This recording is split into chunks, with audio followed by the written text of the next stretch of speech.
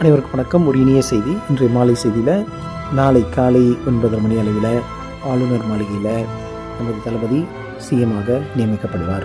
இதற்கு அடுத்த கட்ட நடவடிக்கையாக அவருடைய ஒரு மெஜாரிட்டியை ப்ரூவ் பண்ணுறதுக்கு 2 வாரம் டைம் கொடுத்துருப்பார்கள். அந்த டைம் பிரகாரம் அவர்கள் மே மாதம் 25க்குள்ளேன்னு வச்சுப்போம், அவர் அந்த மெஜாரிட்டியை ப்ரூவ் பண்ண அவகாசம் ஆளுநர் கொடுப்பார். இந்த நிலைப்பாட்டில் காங்கிரஸ் ஏற்கனவே 5 சீட்டுகளை ஒதுக்கியதுனால இவருக்கு இன்னும் 11 சீட்டில் இன்னும் ஒரு 7 சீட்டுன்னு வச்சுப்போம். 6 இல்லை 7 சீட் கண்டிப்பாக வரணும் மெஜாரிட்டி வருவதற்காக.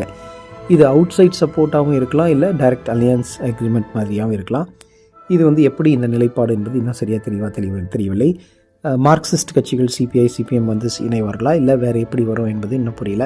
அப்படி வரவில்லை என்றால் கவர்னர் ஆட்சி மீண்டும் வரும். அப்புறம் ஆர்டிகல் 356 படி கவர்னர் ஆட்சி பண்ணுவார். அதுக்கப்புறம் ஒரு 3 மாதத்துக்கு அவகாசத்துக்கு பிறகு மீண்டும் ஒரு ரீஎலெக்ஷன் நடக்க வாய்ப்புகள் இருக்குது. அது வராதுன்னு